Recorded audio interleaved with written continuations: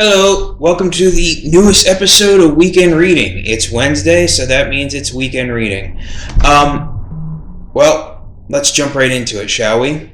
What did we have to read last week? Last weekend, to be exact. Well, if you recall, we had Superman, the One Who Fell, which is sort of just wrapping up Superman's storyline and setting up for what's coming next with the Superman story. Friday, Book 1, The First Day of Christmas, which was a pretty good read. And Reign of X, Volume 5, which the X-Men stuff has been good lately, so this was good too. But my favorite of the week was Friday, Book 1, The First Day of Christmas.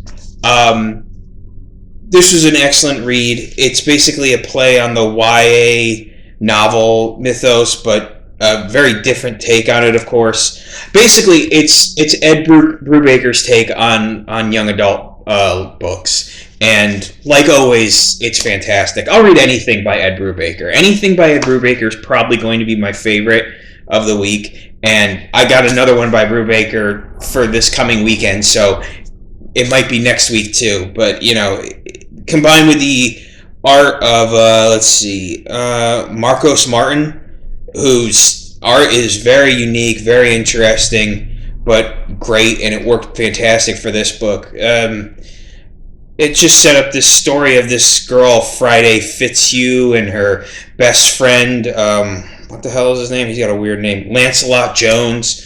He's like a boy detective, and she's his gal Friday, hence why the name is Friday.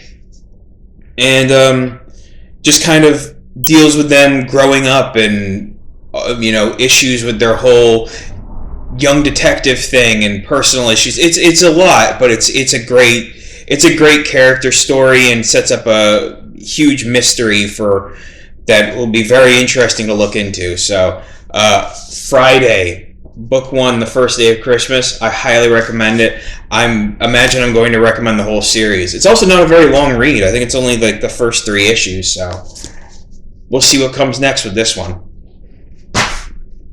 That was last week. So what do we got coming this week? Weekend. I don't know why I say week instead of weekend. Well, first up, we got Deadly Class, Volume 10, Save Your Generation.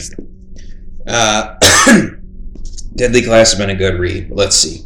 Remender and Craig's critically acclaimed bestseller, Deadly Class, returns in the apathy of the slacker era.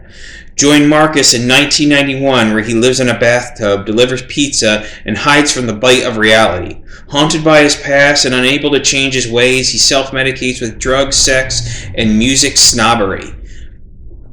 But his past is never too far behind him. It's the one who hurts us that leave us It's the ones who hurt us that leave the mind endlessly curious. No love can outweigh true damage, and there's no greater damage than the betrayal of someone you truly loved.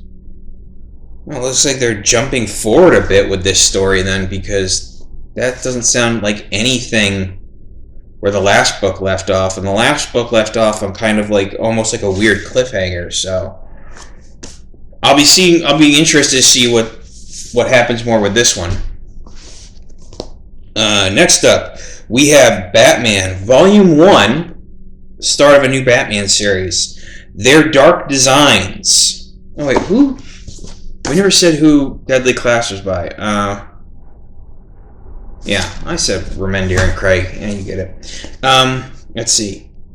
It's a new day in Gotham. Bane has been vanquished, but both the city and its champion are still struggling to pick up the pieces. Deathstroke, the world's greatest mercenary, is back in town under a new contract. Soon, other hired killers follow, and Batman is surrounded by assassins, as well as Gotham's own dangerous players, from the Riddler to the Penguin to Harley Quinn. As the Caped Crusader draws closer to uncovering the figure pulling the strings, the love of his life, Catwoman, holds the sinister secret in her claws. But can Batman pry it from her without tearing their relationship apart? And will it be enough to stop the coming plot against him?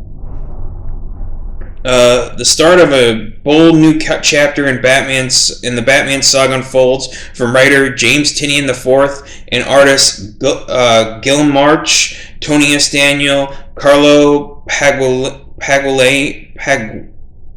Pagulayan, and George Jimenez, and more. Collects stories from Batman 85 through 94 and Batman Secret Files 3, and features the debut. Come on, man! The debut of breakout character Punchline. Jesus Christ, I can't read. Collect stories from Batman 85 through 94, because that's a lot. Though this is a pretty thick book, so we'll see. And remember I said there was another Ed Brubaker book? Well, we got a Reckless book, Destroy All Monsters, by Ed Brubaker and Sean Phillips. Let's see. Best-selling crime noir masters Ed Brubaker and Sean Phillips, winner of the 2021 Eisner Award for Best Graphic Novel, are back with their third book in their red-hot Reckless series. Meet Ethan Reckless. Your trouble is his business, for a price. It's 1988, and Ethan and his assistant Anna take on a strange case, digging up the dirty secrets of a Los Angeles real estate mogul. But what starts as a deep dive into the life of a stranger will soon take a deadly turn and find Ethan risking everything that still matters to him. Another tale of Sunbleach LA Noir. As a legendary creator of pulp, My Heroes Have Always Been Junkies was actually part of Criminal, so I don't know. And The Fade Out continue their bold take on the paperback pulp hero. This has been a good read. These original OGNs, because they're only released in this format, hence why they're hardcover. But they're definitely worth it to me. Ed Brubaker, like I said, always a good read. There's a good chance this will be my favorite next week, so if that's the case, don't be surprised. So that's the reads. I said last week I was running out of stuff to talk about, and this is probably going to show, because I'm actually going to do a revisiting of something I talked about before. So we're going to do a bit of a revisiting of An Abandoned Plot.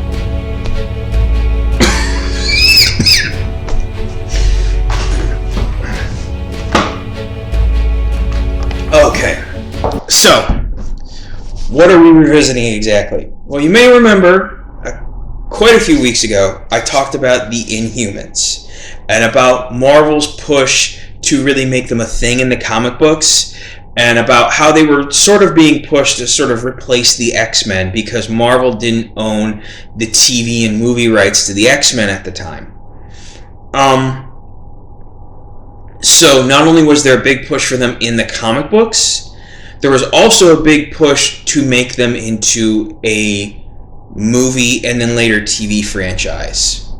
But like the comic book aspect, it didn't work out. I explored the comic book part of it. I never really explored the other entertainment form of it, and that's what I'm here to do today.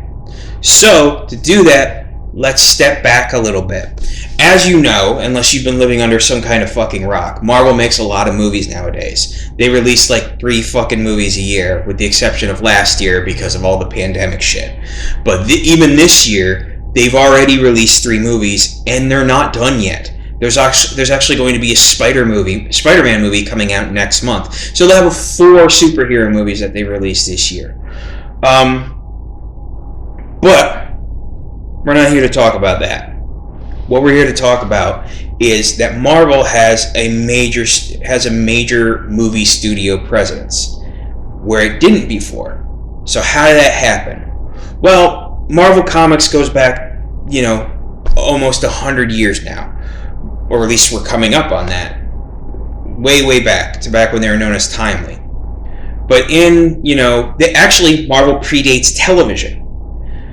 But back in the 70s, Marvel Entertainment Group, as it was known at the time, just realized under the leadership of Stan Lee. See, when Stan Lee became the head of Marvel, he really wanted to see the characters turned into TV shows and movies.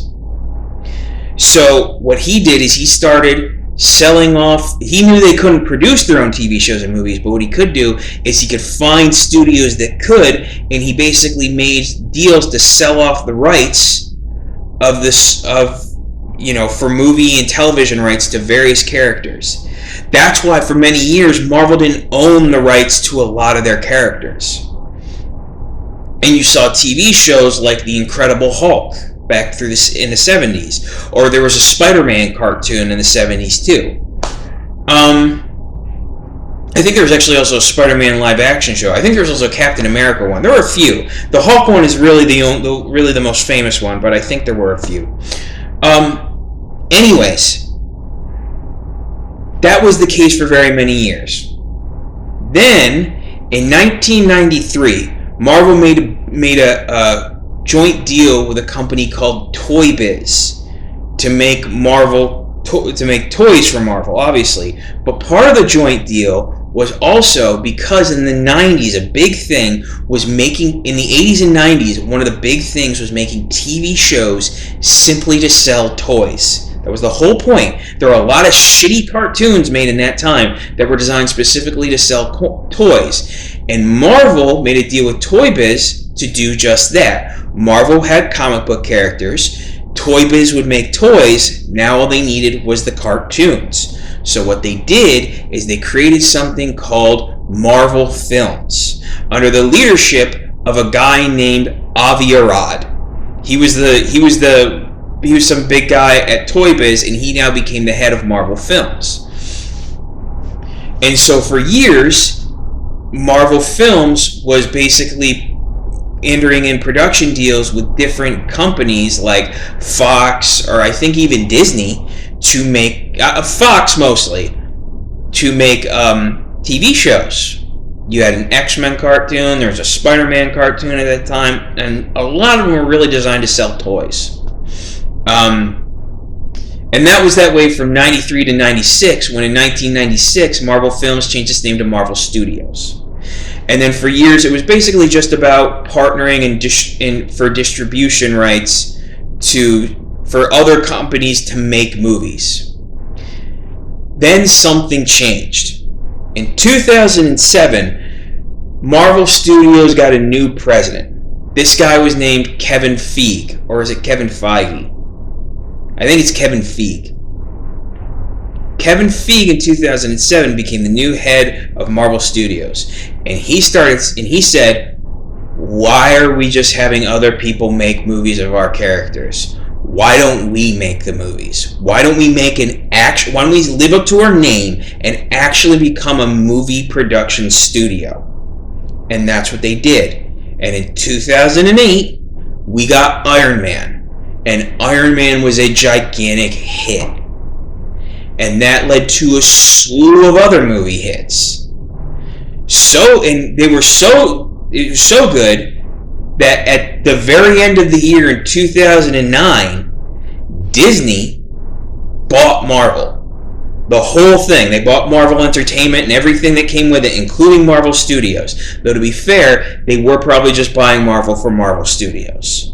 When they realized the movie power of these characters, they realized that they could make some serious money off of this. So they bought Marvel Studios, Marvel Entertainment Group, and then now Marvel had the backing of a major movie-making company to just produce multiple films every year. And since then, they really have. For over a decade now, they have been producing multiple films every year, and they have dominated the box office and made a shit ton of money. And now Kevin Feige is now a major producer in fucking Hollywood because of it. Now we got they did this so much that they had, the way they structured their story were a lot like comic books, and that a lot of them were tied into each other. So they released their movies in phases. The original movies were Phase 1, and there was Phase 2. Then in 2014, they announced the slot of movies that were coming for Phase 3. Phase 3 movies would be released between 2016 and 2019. One of these movies that was part of that release was the Inhumans.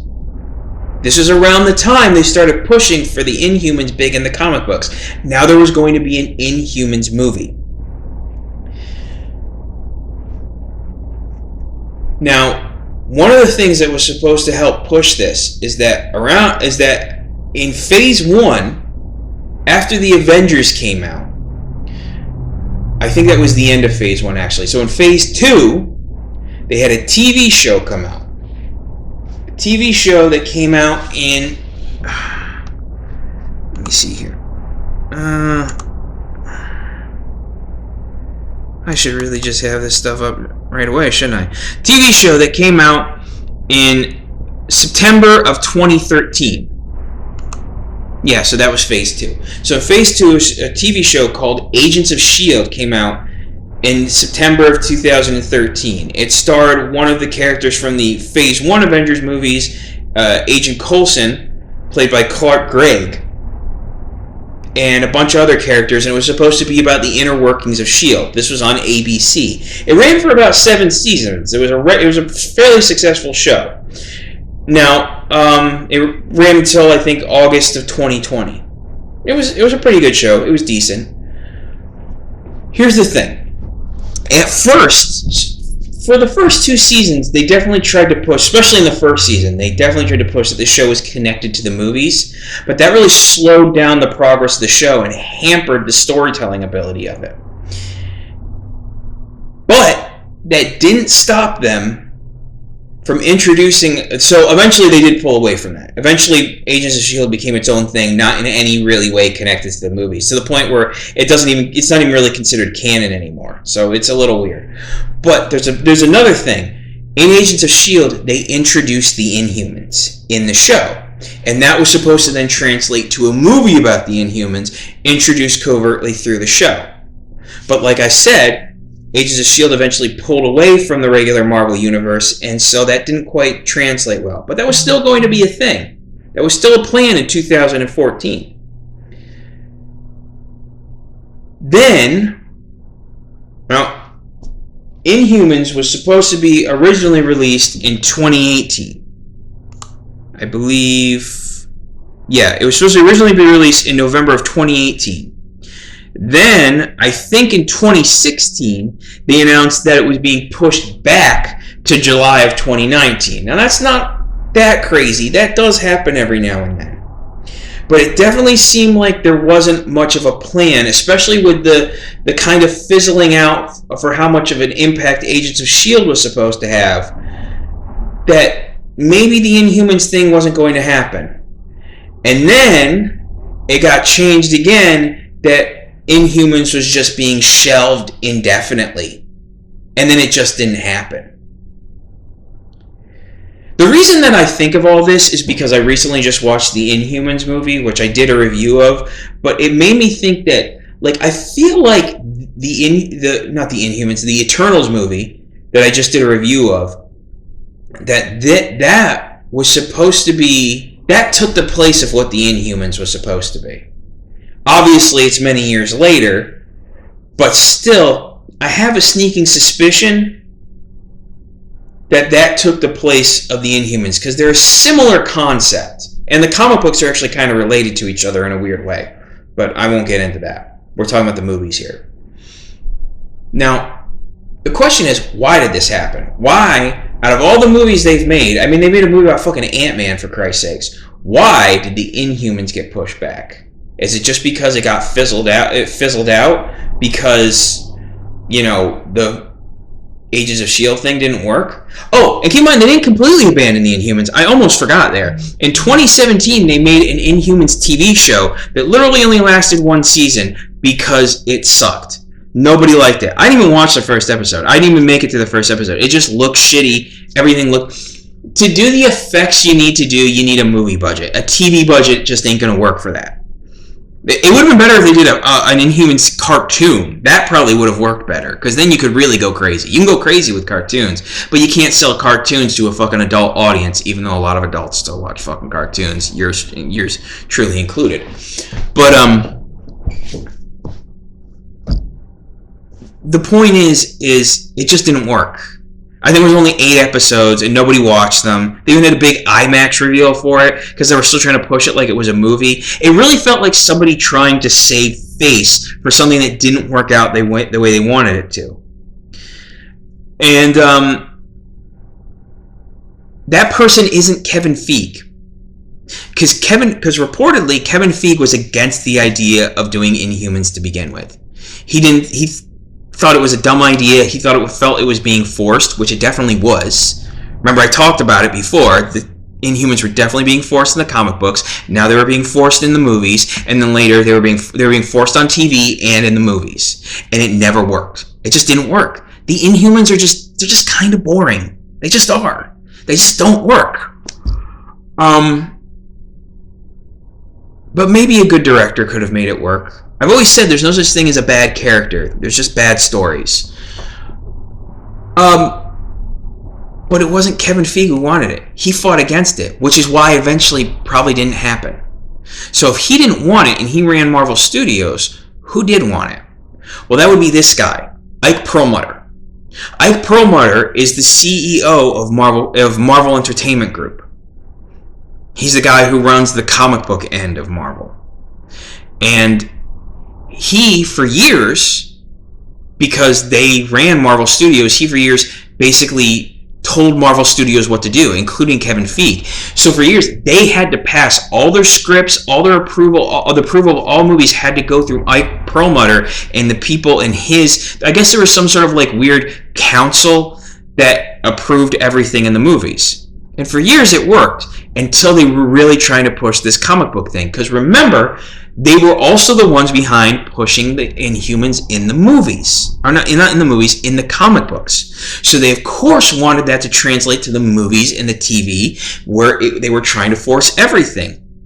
But much like how Agents of S.H.I.E.L.D. didn't work, how they were trying to force that to connect to the movies, the Inhumans just wasn't working, and Kevin Feige didn't want it. He felt it was fucking up everything. But remember, in 2009, Disney bought Marvel. So Ike Perlmutter wasn't the guy in charge anymore. The heads of Disney were. So eventually, Kevin Feige got so frustrated with this, he just went to the heads of Disney and said, I can't work like this. I can't work with this guy trying to cram shit down my throat. I've made some major fucking movies for you. You guys got to help me out here. And Disney said, yeah, you're absolutely right. So they went to Perlmutter and said, you're not telling him what to do anymore. Marvel Studios is now independent from Marvel Comics. They will, of course, work with you and collaborate on story when need be, but you don't get to tell them what to do anymore. This guy has proven himself to be pretty successful without your input, so we're not going to force it down his throat. And once that happened, the Inhumans were done. That was the death knell of the Inhumans. If there wasn't going to be a movie and the TV show was going to fucking go to shit, what do they need them for the comic books anymore? And then once Disney made a deal with 20th Century Fox to buy all their movie rights, that was it. The Inhumans were completely unneeded. They were just done for. And that's ultimately to add to why they're just gone.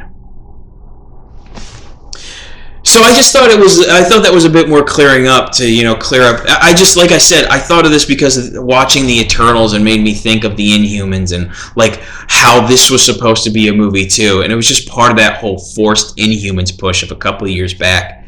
And how it ultimately just led to the destruction of the Inhumans as a whole. Really pushing the Inhumans as a big thing was the worst mistake they could have made if Marvel actually wanted the Inhumans to actually be a thing. Now they're just not around anymore. It's sad, really. Because like I said, there's no such thing as bad characters, just bad stories. Or bad storytelling, like how I told that mismanaged fucking story right there, but I think you got it. But anyways, that's it for this week.